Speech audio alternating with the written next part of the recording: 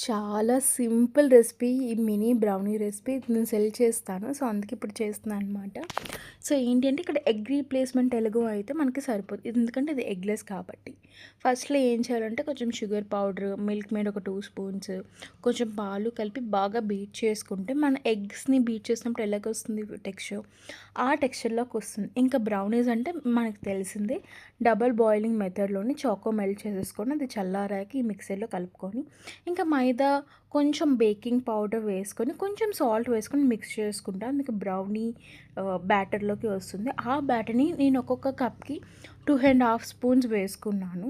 అలా వేసుకున్న దాన్ని చక్కగా ఓటీజీలోని 180 డిగ్రీస్‌లోని నేను ఒక 25 మినిట్స్ వరకు బేక్ చేశాను. ఎందుకంటే ఇది నాకు కొంచెం డ్రైలో కావాలి. ఎందుకంటే పైనంతా నేను మళ్ళీ చాకో ఫజ్ వేస్తాను కాబట్టి. And that's how we make brownies. నచ్చితే కామెంట్ చేసి, లైక్ చేసి, సబ్స్క్రైబ్ చేయండి.